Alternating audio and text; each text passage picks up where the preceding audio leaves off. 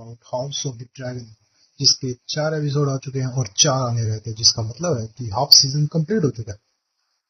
अब पिछले जो 3 एपिसोड थे इस एपिसोड से पहले, वो बहुत ही अच्छे थे, मतलब पीक ऑफ द पीकेस्ट।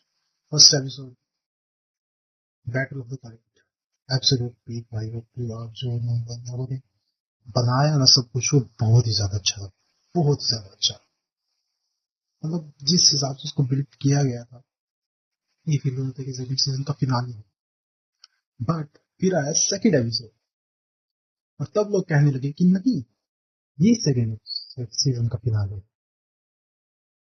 और फिर आया थर्ड एपिसोड, जो एक्चुअली में स्टार्ट फील हुआ थर्ड सीजन का ना। वो एपिसोड ना बहुत ही ज्यादा अच्छा था, क्योंकि उसने आपको ये जरूर दिखा दिया कि रनेरा जहाँ पे पहुंच चुके हैं उसके पास बहुत है, उसके पास पावर बहुत है, बट वो जिस सोसाइटी में अब है ना, वो उसके लिए प्रॉब्लमेटिक है।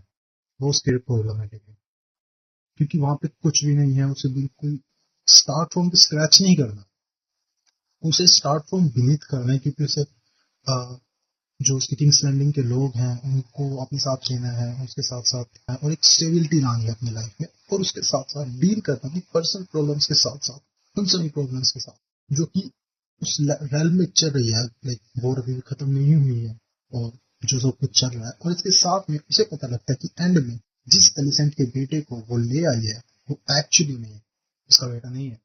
जब मैंने ये सब थर्ड एपिसोड में देखा ना, इट वॉज प्रीटी फन, क्योंकि जो 2 एपिसोड में आपको एक हाई से हाई से हाई से हाई पॉइंट स्टेप बैक करते हैं ना, थर्ड एपिसोड उसमें डिप लेता है बहुत अच्छा, और उस डिप को वो डिसाइड करता है इस हिसाब से कि अब ये कहाँ जाएगा, अब इसकी लेंथ क्या होगी, ये किस हिसाब से आगे बढ़ने की कोशिश में है। स्टार्ट करते हैं स्टार्टिंग से, जहाँ पे मेरा पे वापस लग जाती है एंड ऑल दैट। हम शिफ्ट करते हैं ओमड हाई टावर पे, जिसने उस जो पूरे टाउन को अपने अंडर ले लिया है एक हिसाब से। पर जिस हिसाब से उसने अंडर लिया है ना, ही फील्स लाइक कि उसने कहा कि I am not here to rule, या फिर वो उसे कंट्रोल करने के लिए नहीं आया। वो उसने अपना एक स्टे लेने के लिए आया कि हम बस यहाँ पे स्टे कर रहे हैं एंड वी विल मूव, क्योंकि उसे यकीन है कि एक बार उनके हाथ में वेगार आ गया तो they have a pretty good power plus point, तो उसके ऊपर ड्रैगन्स वगैरह का हमला नहीं होगा, तो उसे like it's like not going to bother with this common folk. Rhaenyra of course वहां पे अपने ड्रैगन्स को भेज देती है, all the white and with that Hugh the hammer को, जिसमें अभी तक ह्यू द हैमर ही वहां पे पहुंचा है। एक बहुत ही मस्त चीज, जो अच्छी चीज मुझे इस चीज की लगी कि वो ना उस चीज का मेंटेन नहीं कर रहे जो मतलब है। जैसे ह्यूना hammer in the star first place winner के पास जाता है कि वो अपनी फैमिली को अच्छा प्रोटेक्ट कर सके, बट क्योंकि अब उसकी वाइफ अपने ब्रदर के साथ उसी टाउन में है, जो कि ऑर्मंड हाई टावर में पूरा पूरा कंट्रोल कर रहा है, तो वो वहां पे जाता है to keep it safe.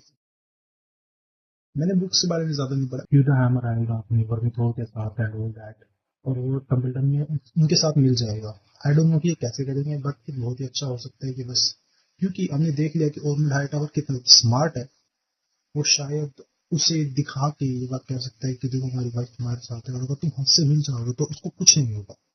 And he the hammer, he being a responsible family man, वो शायद उसके साथ मिल भी जाए। करेक्सिस पे डेमन जाता है, आयल में आयल भी है ना, आयल है उसका नाम आई थिंक। तो वहां पे जाता है और भाई वो नॉस्टैल्जिया भाई, पूरे कैसल को देखना, गेम ऑफ थ्रोन्स में उस कैसल का कितना बड़ा रोल रहा है हमें पता है। बस कैसल को देखना बहुत बड़ी बात बहुत नॉस्टैल्जिक फील होता है कई बार। तो वो देखा उसने, जैसा डेमन करता है हमेशा। और ये चीज है ना जो डेमन की वजह से कि उसने परस्यू कर लिया कितने अच्छे से उसको, जो भी वहाँ की प्रिंसेस या फिर क्वीन होती है, उसे कितनी अच्छी तरह परस्यू कर लिया कि अगर तुम ऐसा करोगी तो ऐसा हो जाएगा, अगर तुम नहीं करोगी तो ऐसा होगा, और तुम अब देख लो तुम्हें क्या करना है। वो इतनी अच्छी तरह परस्यू करता है ना कि you just have to believe कि वो कितना अच्छा परस्यूअर है, कितना अच्छा उसको करेक्टर दिया गया है, कितना अच्छा करेक्टर उसका है कि अगर वो एक किंग होता तो he would have killed it. he, he would have, मैं दूसरा नहीं सोच सकता भाई। he personally would have killed it. ठीक है, ठीक है, दैट्स वन थिंग। उसके बाद करेक्सिस पे बैठता है, करेक्सिस पे बैठने के बाद वो उड़ने वाला है, बट करेक्सिस को आवाजें आती हैं, हमें आवाजें सुनाई नहीं जाती, बट करेक्सिस जो बोलता है उस हिसाब से लगता है कि वो डेमन की बात नहीं मान रहा। And I was like why he is not listening to Damon, क्योंकि आज तक, अभी तक जितने भी हमने ड्रैगन्स और उसके राइडर्स का जो कनेक्शन होता है वो देखा है, उनमें सबसे अच्छा कनेक्शन डेमन और करेक्सिस का है। तो why is not listening to him. उनको भी कितना अच्छी तरह दिखाता है कि ड्रैगन्स कंट्रोल में रहते हैं, बट तुम उन्हें कंट्रोल नहीं कर सकते, वो अपनी मर्जी से कंट्रोल में रहते हैं। Once they lose control, they lose control. ये डेमन के साथ भी दिखाया, करेक्सिस के साथ। तो दे गेट देयर, वहां पे उन्होंने उनको, या रेना ही है, ठीक है। तो जो रेना टारगेरियन है वो वहां पे उसे दिखती है, देख के कितना अजीब लगता है कि उसने अपने बाल कट किया है। मैं एक बार के लिए सोच गया कि wait, क्या इसने अपने बाल जलाए हैं, क्योंकि फील होती है थोड़ी थोड़ी कि इसने अपने बाल जलाए, बट देन आई फील कि नहीं, उसके बाद पहले से थोड़े घुंघराले से थे वो, तो उसने अपने बाल शायद काटे हैं। या देखो, उसका बहुत सिंपल सा रीजन है कि उसने अपने बाल क्यों काटे हैं, फिर जलवाए हैं, जो भी है, कि वो नहीं चाहती कि कोई उसका पीछा करे या फिर कोई उसको पहचाने भी, क्योंकि उनके व्हाइट हेयर से थोड़े तो पता लग जाता है। एंड वो नहीं चाहती कि ऐसा कुछ भी हो, ताकि अगर इसमें उसको फंसी भी थोड़ी तो उसका गेम ओवर है। डेमन को समझाने की कोशिश करती है, बट डेमन भी उसे थोड़ी समझाने की कोशिश करता है, बट उनको पता है कि एक बिट्रेयल टू द क्वीन है और उसे पता है कि डेमन इसमें उसे नहीं बचा सकता। तो she will like I am going, Damon उसे रोकने की कोशिश कर सकता है, बट क्योंकि उसके पास शिप स्टीलर है। एक वियर्ड चीज जो मुझे लगी वो थी कि उसने दिखाया है कि मेरे पास शिप स्टीलर है, बट और वो डेमन कहता है कि तुमने इसे अपने साथ कैसे किया है। शी लाइक मैंने उसे शिप दिए हैं। तुमने उसे शिप दिए, शिप स्टीलर ने तुम्हें शिप्स दिए, तुमने उस ये ऊनो रिवर्स कैसे कर रही हो तुम। बट यार इनफ, वो वहां से उड़ जाती है और आगे चली जाती है। एक जो अलग सा प्लॉट पॉइंट जो इन एपिसोड्स के साथ चल रहा है, जिस पर बहुत ज्यादा फोकस नहीं है, बट बहुत मेन फोकस होना चाहिए हमारा, वो है एगन अपने हैंड के साथ, जो उसका ब्रोक्ड हैंड है जो।